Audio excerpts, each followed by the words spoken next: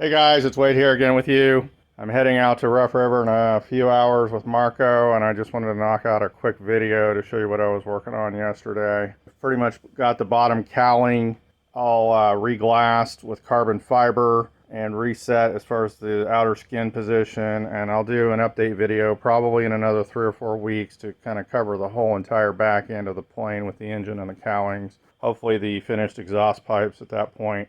But today I just wanted to cover quickly the oil check door and how I'm fastening the oil check door and keeping it closed during flight, and then how to open it when I need to obviously check the oil. So in a discussion probably about a month or two ago, as I was installing this and trying to figure out which configuration as far as the hinge side and exactly where it needed to be in relation to the oil filler tube, the dipstick tube. I had a discussion with Marco, and he was talking about how he had one single cam lock holding his oil door down and fastening that, and how he would prefer two. One of my personal requirements is that I did not want to have a tool, as in a screwdriver, during my pre-flight to open that door up. I just didn't want to mess with that. So my options were either two cam lock assemblies, one on each cam lock on each corner. Again, I didn't want to use a tool. I was planning on using this guy right here, like a Hartzell, or I don't remember the name of it, but Hartwell latch. And this is one of the smaller versions, and I was going to use that, but the way I ended up having to put this door in, you can see there's quite a curve right here. This is flat, so this is for more of a flat configuration. And so with this curve right here, I really have to do some major modifications to that guy to make it work. That wasn't going to happen. And so I've been kicking around over the last month on how exactly I was going to secure and the oil check door, and then also open it and then of course close it and keep it closed. I did a bunch of different thoughts as far as using springs and having a spring-loaded latch, kind of like on a hood or bonnet, as some of us say, for a vehicle, but that was all kind of complex, and I didn't want this thing failing. So I just ended up kind of following the Bill James method of using a 90 thousandths wire. And if you can call it a wire, this thing is, it's so, you know, it's like a coat hanger. But just running 3/16 inch nylon flow here. There's a gap here between where I'm going to pull it at the aft opening of the cowling. I'm just going to have it a few inches in, and there's a gap right here of about 6 inches, which is a little bit more than what this to this is. And the reason why is I'm going to put some type of either an E-clip or a circlip or a zip tie, or even wrapped safety wire, so that if this thing were to come loose, it can only go up to this point and it keeps the wire from flying out. I've also offset this, since this is about 6 inches, I've offset this so that when I pull this wire out from the opening in the aft cowling, it can go no farther than just about ½ an inch in front of where the prop is. So it can't even, as far open or as far back as this thing can be pulled and opened with this safety catch in place against this. I had a little bulkhead right here, but it broke off as I was trying to get this wire in. I had not yet glassed it, so I'm going to determine whether I'm going to use that or not. But so this is my setup. It's just simply 3/16 inch nylon flow back here, secured with a few tabs. This one's floxed in place I wanted a little bit lighter, so I used micro on these two right here around the nylon flow tube. Again, the 90 thousandths wire. I have brass, a thinner, narrower 1/8 with 140 thousandths wall, or 0.014. I may be jacking that up. It's early in the morning. But so I've got brass here. I've got a brass segment here. And then this is 1/8 inch nylon flow under here that's secured to the door. Now, quickly, I'll cover some weights. These guys right here, if you have two cam locks with having to add corner tabs and then the rivets and all that, it comes out to about 37 grams. That's a little bit of an estimation there just because of the extra hardware and the extra glass in the corner. That's 1.3 ounces. This guy right here installed would be about 50 grams. And again, I'd have to do some major modifications, so you probably add a few on that. So that's about 1.8 to 2 ounces for this guy installed. All the hardware, as far as the wire itself, is almost an ounce. And then all the hardware, nylon flow and all that is 40 grams here, and then I estimated the weight with the micro. This is definitely flocks in this area to keep this, as far as the fillets, to keep this nice and strong around the door. I don't want that thing flying open.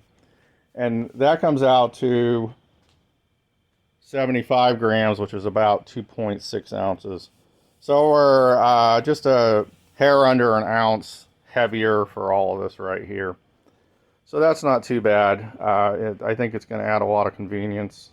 Definitely safety. Now you'll note that, which I didn't point out before, this actually attaches, it secures the door both on the aft corner right here, crosses the door, and then where the incoming air is, it secures it about almost midpoint on the front edge of where that incoming air is.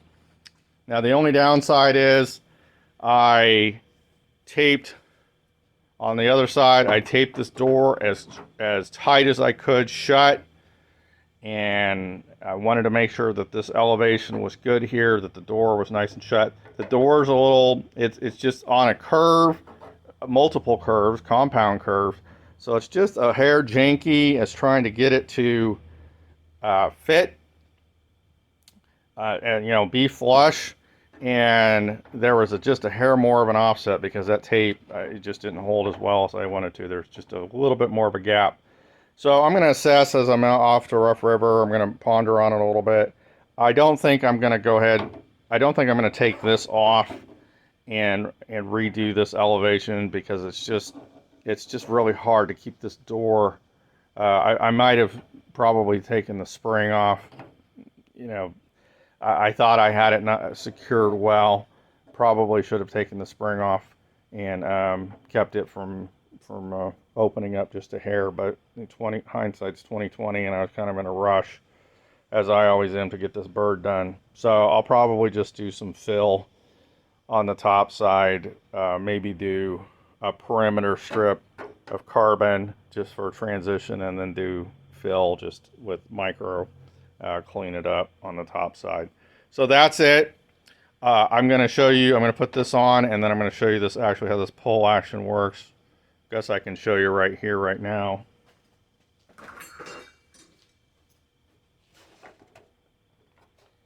It's a little stiff right now, obviously, because I just put this wire in.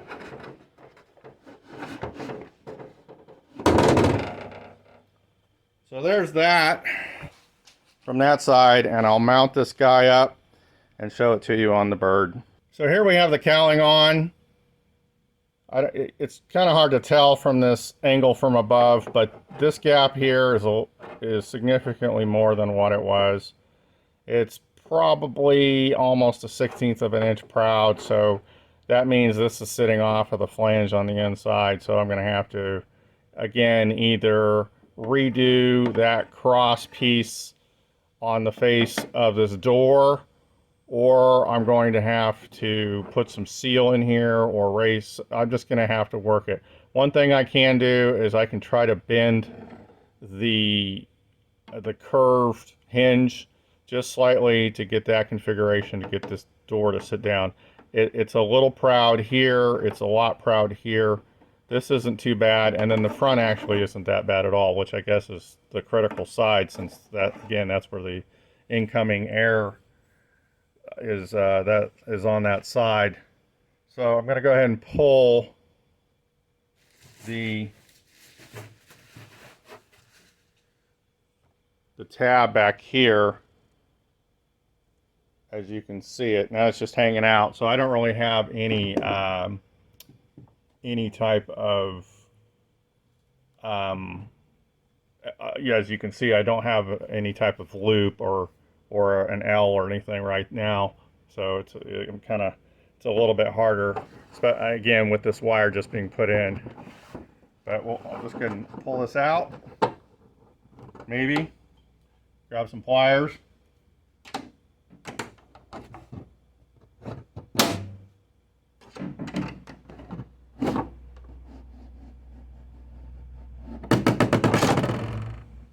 So there's that. Not bad. I like that flip action.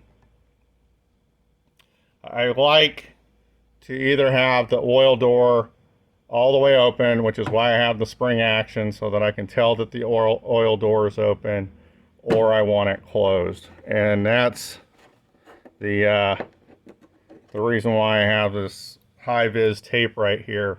I don't want to leave this, if there was no spring, I don't want it just kind of closed and me thinking that it's closed and taken off. So I want this either all the way open or closed, and well, that's kind of catching, but closed and locked. All right, now we'll do the reverse.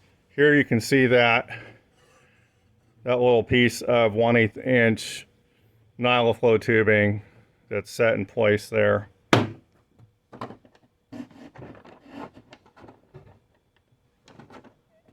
I think I've got the aft side. Got to push it in just a little bit more for the front to catch. There we go. So that's secure. Obviously, when this is finished, you won't see a hinge, you won't see any type of fasteners. Do this one more time to open it up.